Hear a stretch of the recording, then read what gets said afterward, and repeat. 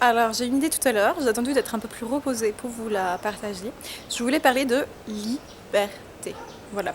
Je voulais vous encourager à aller vers plus d'amour, plus de liberté. Je parlais de ces différents sujets avec mon coiffeur. Certains pas drôles, les gilets jaunes, et d'autres plus positifs, plus joyeux, à savoir que même si nous avons eu des carences affectives dans l'enfance, abandonnés, maltraités, frappés et tant d'autres actions terribles, nous pouvons, une fois que nous sommes adultes, aller de l'avant et nous dire que nous sommes adultes et donc nous avons nos propres droits, notre propre chemin à tracer, pour peu que nous ne soyons pas dépendants financièrement, ce qui a été mon cas pendant trop longtemps. Voilà, j'ai coupé avec les points avec mon père il y a peu. Cela m'a demandé beaucoup d'énergie et j'en ai après coup, mais en même temps, j'ai le bagage plus léger. Voilà, et tout ça pour dire que si vous voulez vous couper les cheveux, regardez-moi ça, allez-y. On n'en sera pas moins femme pour autant, ou on pourrait aussi être non-binaire. Parfois je me pose la question. Non, en fait je me pose pas la question, je m'identifie plus dans gender fluid, il me semble. Et pour ceux qui ne savent pas, non-binaire c'est ne s'associer ni à un homme, ni à une femme. Et gender fluid c'est parfois on se sent homme, parfois on se sent âme. On va y arriver, parfois on se sent homme, parfois on se sent femme. Ce sont les personnes concernées qui vous en parleront le mieux. Mais oui, moi il y a 2 ans quand j'en ai entendu parler, je comprenais pas du tout. J'étais complètement perdue. Puis en fait, je me suis rendu compte que ça me questionnait moi-même, ma propre identité, mon propre sexe, mon propre corps. Depuis, j'ai compris que j'aimais avoir un style androgyne, on va dire, et que effectivement, parfois, je n'aimais pas. Je sais qu'un jour, j'ai pas aimé que quelqu'un me dise Madame. Voilà, ça m'a sauté aux yeux. Pour autant, je pense que sinon, pour l'instant, je me définis pas tout à fait encore comme gender fluide, mais c'est vrai que selon les jours, j'ai envie de mettre des objets plus féminins, parce qu'en fait les boucles ne sont pas forcément femmes et les cheveux longs ne sont pas forcément hommes. Justement, les cheveux longs peuvent être pour les hommes. Enfin, tout ce qu'on associe à homme ou femme, en fait, finalement, on se rend compte peut-être que ce sont des codes, ce sont liés à la culture. Voilà. Donc je voulais faire court sur la liberté, mais finalement je développe. Je voulais vous dire aussi, on peut mettre des boucles, vous pouvez mettre des boucles dépareillées. En fait, l'idée c'était de résumer. Mon propos c'était de dire faites-vous plaisir, soyez libre. Je suis un peu mal à l'épaule, donc je vais changer. Mais je voulais vous montrer ce plan avec ces jolies fleurs rouges flamboyantes qui ont fleuri alors que nous sommes en hiver. Oui, parce que depuis là où je suis à La Réunion, c'est l'hiver, avec des guillemets, hein, qui fait frais. Voilà. Donc je voulais vous dire ça, vous pouvez vous couper les cheveux, vous pouvez vous habiller comme vous voulez. Faites-vous plaisir, des petits plaisirs. Je vais arriver à descendre, mais du coup, si je descends, comment on fait? Bon, tant pis. Mais vous pouvez vous acheter des petits bracelets, des petits colliers. Je ne veux pas pousser à la consommation, mais l'idée c'est de se faire plaisir. Nous avons des fausses croyances parfois dans l'enfance, les gens blessés comme moi, à savoir qu'on mérite pas l'amour, à savoir qu'on mérite pas le bonheur. Et c'est faux, c'est totalement faux. Mais ça a été tellement inculqué que même notre corps s'en souvient. Voilà, c'est le message que nous ont envoyé nos parents, quelque part.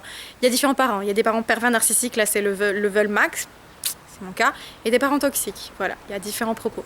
Et du coup, je voulais présenter un livre, tant qu'à faire, que j'ai lu récemment, qui m'a donné des larmes, du rire, et que je trouvais bien écrit, de Melissa d'Acosta. Vous avez vu? On est à sortie. Donc voilà, je voulais vous montrer ce livre. Je regarde mon chat en même temps. De Melissa d'Acosta, bon, vous voyez à l'envers, qui s'appelle Les Lendemains. Moi, j'ai flashé pour la couverture avec les pissenlits et la petite maison. Parce que j'ai un pissenlit que je ne montrerai pas trop, mais par ici, voilà, par ici, là. Oui, autorisez-vous des tatouages aussi. Bon, avant, je sais pas à cause de mes parents, mais mon corps a été content. J'ai eu un petit peu mal, mais j'étais très contente. Et j'ai mal à l'épaule. On va rechanger l'angle, ce n'est pas grave. Attention. Voilà, donc tout ça pour dire que c'est en lien avec la liberté et avec l'amour. J'ai lu ce livre et ça m'a vraiment beaucoup plu, sachant que j'avais déjà lu un autre livre d'elle, Tout le bleu du ciel, que je recommande fortement. Bon, au début, le personnage masculin principal m'agaçait parce qu'il a des propos de temps en temps de sexisme banal, mais en vérité c'est très intéressant de voir l'évolution des deux personnages, surtout peut-être de l'homme, car bon, moi je chantais bien que la femme en question, c'est l'histoire d'un duo. Elle avait des grosses souffrances qu'elle cachait. Et lui manquait de subtilité, mais justement, il évolue. Et j'ai vraiment dévoré ce bouquin qui est quand même un plus gros que celui-ci. Donc du coup, je me suis dit, continuer sur le même auteur. Et voilà, et donc ce que je voulais dire, c'est que sur la liberté, justement, et sur l'amour, eh bien, ce livre en parle. Alors le propos c'est plutôt quand même à la base le deuil, le chagrin. Mais les deux vont ensemble parce que finalement, j'ai plus parlé de deuil symbolique à mon point de vue, sur le plan amoureux avec tous les chagrins que j'ai eus. Le dernier qui m'a flanqué un sacré croumel que j'en ai encore des séquelles. Encore, vous voyez pas mes cernes. Mais voilà, au final, quand on perd un être cher, que ce soit de façon symbolique ou de façon physique, on peut aussi se retrouver, penser à soi et continuer à s'aimer et réfléchir sur soi. On a besoin d'un temps où on fait rien, d'un temps où on veut rien, d'un temps où on maigrit, d'un temps où on pleure, d'un temps où on veut mourir. Mais aussi on a besoin d'un temps de renaissance, comme ces fleurs-là qui ont fleuri. Et ce livre en parle très bien, vraiment.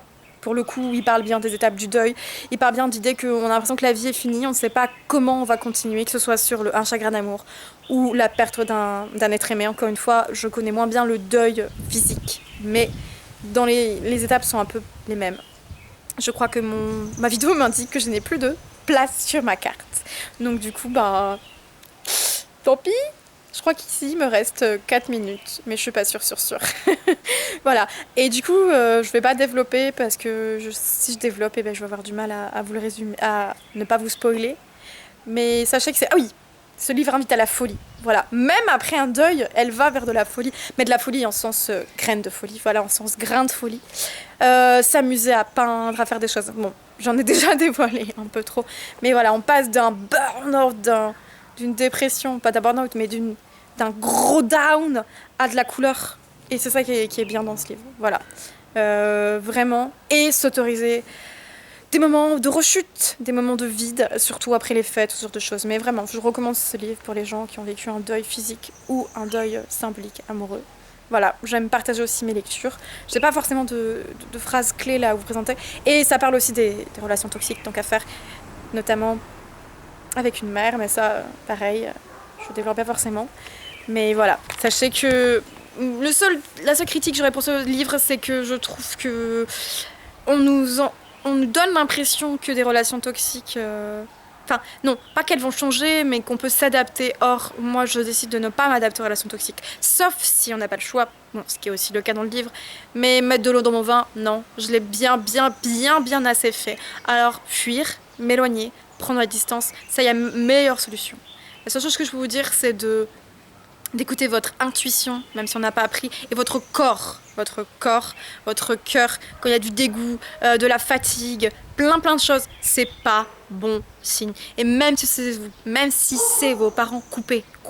Votre ami, votre ex, votre copain, coupez. Quand c'est trop toxique, coupez et fleurissez. Voilà, c'est ma mot de la fin. Je vais peut-être vous mettre en lien la vidéo que j'ai vue sur sur tout ce qui est affectif et comment ça nous impacte dans l'enfance, parce que ça en parlera mieux que moi. C'est en anglais traduit en français, enfin j'en ai vu 2. Parce que là j'ai pas la force de vous l'expliquer et j'ai plus de batterie, mais je pense que cette vidéo pourra être sympa. On entend les chiens, peut-être les oiseaux. Et je pourrais finir sur un plan avec mon chat. Si j'en ai le temps, il est sur le muret là. Il vous fait un coucou, je sais pas si vous le verrez. Moi je vous fais un bisou et j'espère que cette vidéo vous plaira. Bisous.